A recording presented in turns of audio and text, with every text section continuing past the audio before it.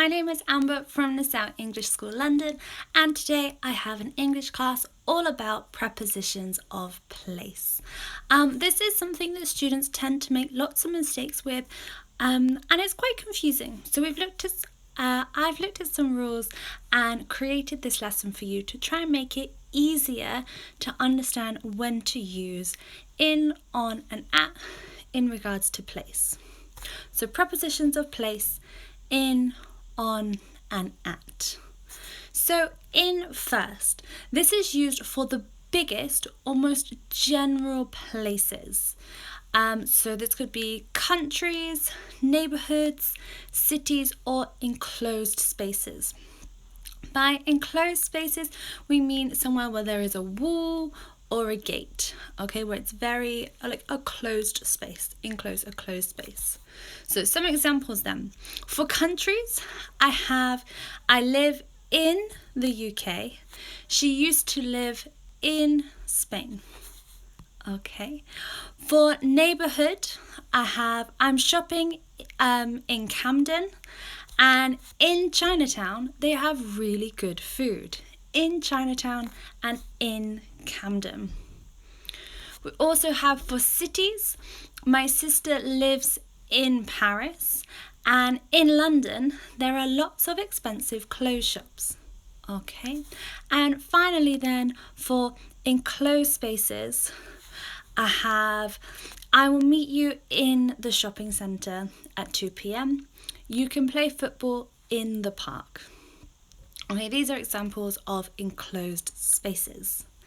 Next, we'll look at on.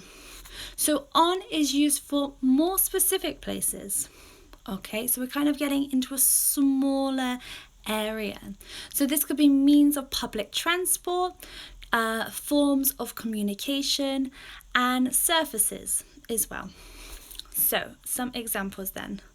So means of public transport, this is not for cars. We say in cars, but we say on the bus. I was on the bus. I hate travelling on planes. They scare me. Okay.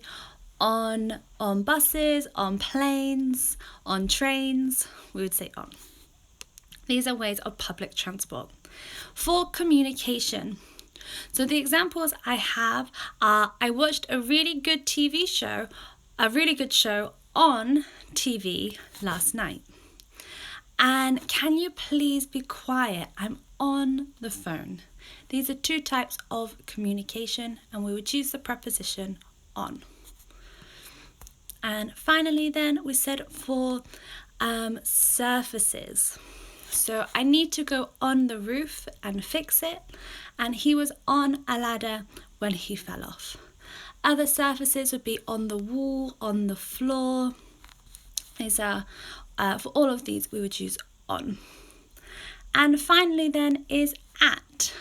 So at is for the most specific place, and we would use this for exact addresses and very specific locations.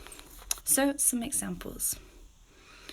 So the first one for exact addresses would be: she lives at 26 Bird Street. She lives at 26 Bird Street. And the second one is: the school is at 53 Finchley Road. The exact address. And finally then, for specific locations, I will wait at the bus stop, or there's a really nice cafe at the London Eye. Okay.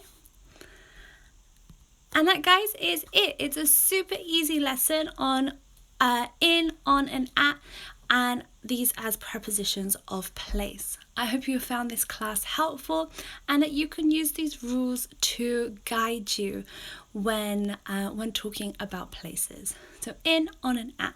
Think of it as going further down, becoming more specific. Okay. If you have any questions, please let me know. This video will go live onto the IGTV later today, so you can re-watch it if you need to. Have a fantastic weekend, and I will see you next week. Bye bye.